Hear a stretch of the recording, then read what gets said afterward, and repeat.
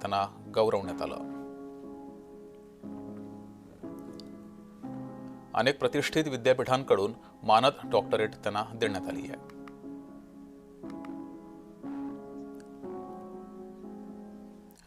तर आशाताईंची कारकीर्द ही देदीप्यमान राहिलेली आहे, ती जाणून घेऊयात।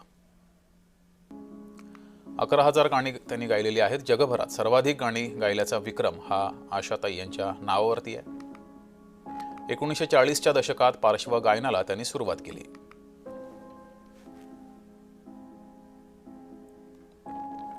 1952च्या संग दिल चित्रपटातील गाणी ही विशेष गाजली।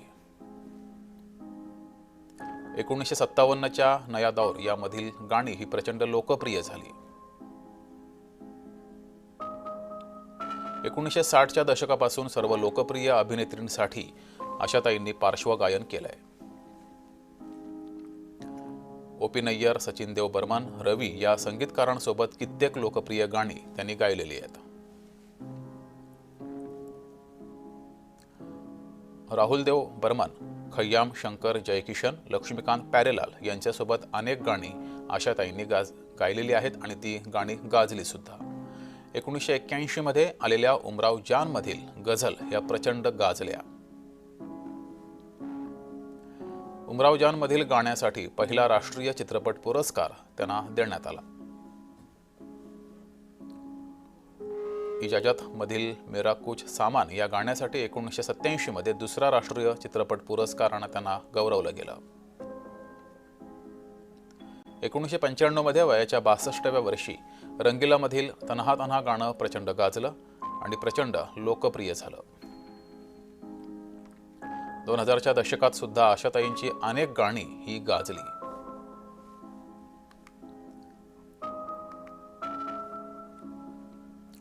दोन 2001 मध्ये लगान चित्रपटातलं राधा कैसे ना जले हे गाणं आजही चाहत्यांना तोंडपाठ आहे।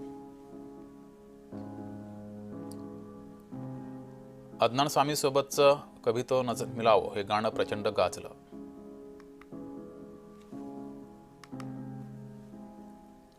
दोन 2013 मध्ये वयाच्या 79व्या वर्षी माई चित्रपटात अभिनय केला। अल्झायमर रुग्णाची भूमिका त्यांनी साकारली। 70च्या दशकापासून भारत परदेशात शेकडो संगीत कार्यक्रम त्यांनी केले।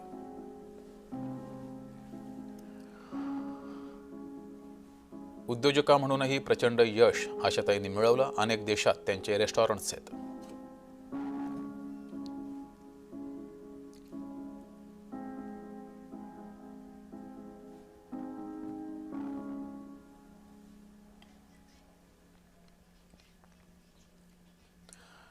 तर गेटवे ऑफ इंडियावर आशाताईंना महाराष्ट्र भूषण पुरस्कार देण्यात आला। त्यावेळेला उपस्थित सगळ्यांच्याच अंगावर रोमांच हा उभा